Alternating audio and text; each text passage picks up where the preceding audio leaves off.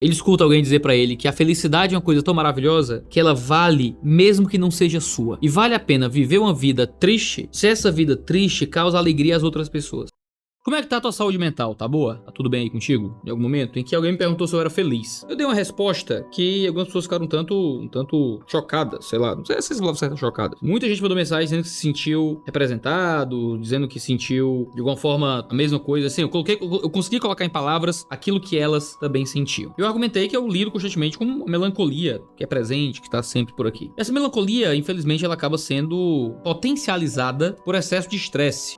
E aí isso acentua a minha melancolia de um jeito que só Jesus na causa mesmo, tá? Isso acaba afetando todo o meu trabalho, né? Se eu tô muito melancólico, se eu tô muito triste, se eu tô meio deprimido, eu não consigo fazer as coisas com a qualidade que eu posso fazer, do jeito que eu gosto de fazer. Às vezes gravar os vídeos é um tormento, às vezes minhas respostas ficam mais curtas, às vezes fica muito claro que eu não tô muito normal. Vocês mandam mensagens às vezes no Instagram perguntando: pastor, não sei se é o cansaço, não sei o que é, mas ó, a gente percebe, às vezes a gente percebe nos vídeos que isso tá um pouco mais pra baixo, as respostas estão com os argumentos um pouco mais diretos, as respostas um pouco mais curtas. Pedro escreve na sua epístola que santos de todo o mundo passam pelas mesmas provações. Para mim, saber que santos de todo mundo passaram por depressão, por batalhas na alma, por dores no coração, me ajuda. Alimenta a minha fé. Me faz entender que eu não sou um bicho esquisito, mas que enfrentar as batalhas emocionais que eu enfrento é uma coisa normal, é uma coisa comum, que muitos cristãos passaram também. Martinho Lutero era um melancólico, talvez fosse um maníaco compulsivo, no sentido das batalhas emocionais que ele vivia. Martinho Lutero era um homem de muito sofrimento, de muita dor, de muita melancolia. E mesmo sendo este homem de vida emocional absolutamente esquisita, se lê as cartas deles e os textos onde ele descreve as próprias experiências de fé, Lutero enfrentava depressões e crises terríveis de ficar trancafiado, que a esposa dele tinha que resgatar ele de dentro do quarto muitas vezes. E Martinho Lutero foi o homem que fez a reforma protestante. Com a história de Lutero, eu sou motivado a acreditar que mesmo mal, mesmo triste, mesmo cansado, eu posso fazer coisas grandiosas para Deus. Eu posso ter uma vida que glorifica o nome dele, que é útil para ele. Eu não preciso ter uma vida psicológica perfeita para ser extremamente útil para Deus e causar um impacto positivo ao meu redor. A história de Martinho Lutero acaba sendo um incentivo muito grande para cristãos que acham que por terem batalhas emocionais não poderão ser úteis pro reino de Deus. Você pode ser útil pro reino mesmo deprimido, mesmo com a saúde psicológica abalada. Você pode trabalhar pra Deus mesmo assim. Você não tem que esperar tá bom. Agora, a história de David Brainerd é pra mim fora de série. O Brainerd, se não me engano, foi genro do Jonathan Edwards, talvez o maior avivalista aí da história americana, e era um deprimido num nível inacreditável, assim. Provavelmente ele possuía depressão maior, ele era absolutamente abalado por dores na alma, por sofrimentos imensos no próprio coração. E ainda assim, foi um missionário muito ativo e muito poderoso. Aprendo com a história de David Brainerd, então, que eu posso alcançar pessoas para Jesus, mesmo com o coração destruído. De que mesmo que eu não consiga sentir no momento presente toda a alegria e a felicidade que me é prometida no Calvário, eu posso levar pessoas a uma alegria e a uma felicidade que eu ainda não experimento. E essa é uma das coisas mais maravilhosas da fé em Deus. Ela é altruísta ao ponto de eu não precisar sentir todas as recompensas emocionais da fé para poder compartilhar dessa fé a outras pessoas que podem senti-la. E imagina como foi a vida de David Brainerd, um homem que praticamente só enfrentou tristeza, mas que conseguiu levar várias outras pessoas a uma alegria eterna. Imagina hoje a alegria eterna de David Brainerd, ao perceber que a sua tristeza não impediu que ele criasse alegria eterna para as outras pessoas. Você que luta contra a tristeza pode ser instrumento de Deus para trazer outras pessoas a uma alegria inenarrável. A depressão de Charles Spurgeon também é uma depressão que nos marca muito profundamente. É muito constrangedor perceber o que Deus fez por meio da vida do Charles Spurgeon, mesmo com Spurgeon enfrentando depressão muito severa. Não sei se Spurgeon tinha algo como uma distimia, uma depressão leve e persistente, mas é certamente que ele tinha momentos mesmo de fundo do poço, da alma dele ser tragada pela dúvida, pela tristeza, pela incerteza, pelo que parecia ser uma profunda falta de fé. E Spurgeon foi, talvez, o maior pregador da história do mundo, conhecido como o príncipe dos pregadores, um pregador absolutamente notável, o homem que ensinou a palavra com fidelidade, cujos sermões são estudados até hoje. Spurgeon nos ensina que mesmo deprimido, você pode ser um comunicador fiel da palavra, alguém que edifica a igreja com a verdade da cruz, alguém que prega com fidelidade, com profundidade, que apresenta Cristo com toda a sua beleza, mesmo quando o teu coração não tá sentindo as coisas de forma correta. Eu sou uma pessoa de saúde psicológica razoavelmente instável.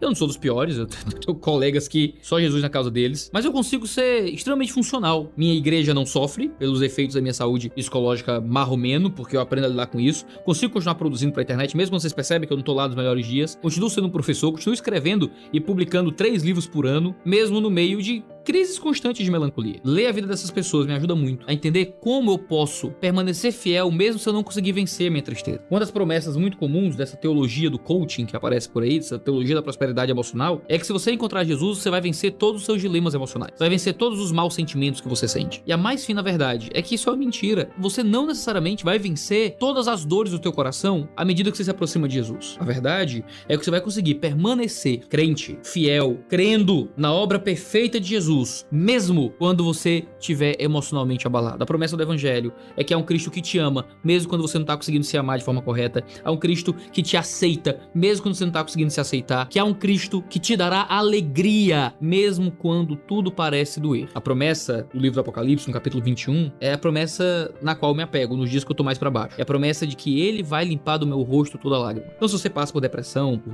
doenças emocionais, por psicopatologias diversas, pensa no seguinte: a promessa de Cristo é que haverá lágrimas nos nossos olhos. Esse lado da eternidade é um lado de choro. Vamos chorar. Não tem como. Haverá lágrimas nos nossos olhos. E não tem como escapar disso. Como é que a gente vai enxugar as lágrimas nos nossos rostos? Não vai ser necessariamente desse lado da eternidade. Mas quando nós o encontrarmos, o texto não diz que Ele fará cessar o choro. O texto não diz que a gente não chorará mais. O texto diz que Ele limpará dos nossos olhos. A verdade é que em sua depressão, em sua angústia, em sua ansiedade, em sua melancolia, há um Cristo que te consolará pessoalmente em tudo aquilo que hoje te afasta de uma alegria verdadeira. A promessa das delícias perpétuas que estão do lado de Jesus se cumprirá plenamente. O texto que diz que semeamos com lágrimas e que com júbilo ceifaremos, finalmente se cumprirá. Desse lado da eternidade, nós semeamos e semeamos e semeamos, chorando, sofrendo, sabendo que haverá um júbilo eterno que se manifestará de fato em nós. Nós precisamos ser encorajados a sermos fortes, mas nós também temos que ser encorajados a entendermos que Cristo nos aceita mesmo nas nossas fraquezas. Aqui de cristãos que eu não sabia. Eu não sabia sobre Hannah Allen, uma cristã dos tempos de Richard Baxter, o famoso pastor reformado, que enfrentou tentativa de suicídio, cuja depressão nunca foi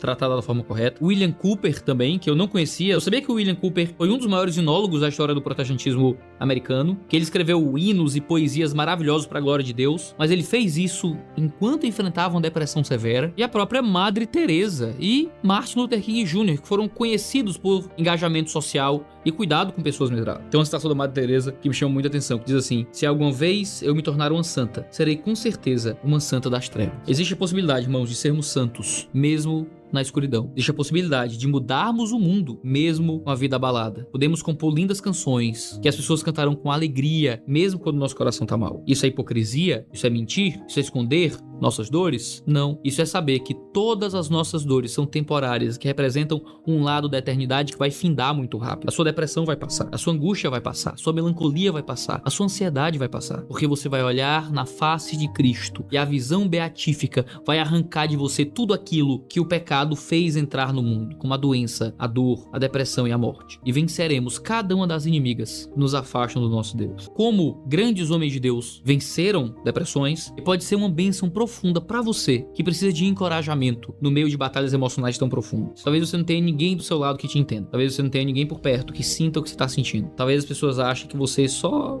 não tem fé. Mas é exatamente o próprio Cristo, vivo, que carregou sobre nós nossas dores e nossas culpas, para que possamos ter esperança de um peso de glória acima de toda comparação. As dores daqui são leves e momentâneas, mas há uma glória eterna ao lado dele que eu não quero perder por nada nesse mundo. É isso que me mantém firme, mesmo quando os dias estão difíceis. Aqui dentro. Eu sei que isso pode te manter firme quando os dias estiverem difíceis aí dentro. Juntos na escuridão, pode ser um instrumento maravilhoso para te ajudar a vencer ou a pelo menos ter uma companhia mais agradável ao seu lado durante os dias de depressão e de dificuldade. Tem me ajudado a lidar com minhas dores. Tenho certeza que pode ajudar também a lidar com as suas. Mas não só isso, mas para permanecer útil para o reino, vivendo uma vida digna e valiosa, servindo a Deus, debaixo de um poder que é sobrenatural, que às vezes remédio nenhum pode dar, que às vezes terapia nenhuma pode conceder, mas que vindo do alto pode te dar uma força que ninguém sabe de onde vem. Mas a gente que tem a palavra sabe que veio do Deus, que há de nos resgatar para suas moradas eternas.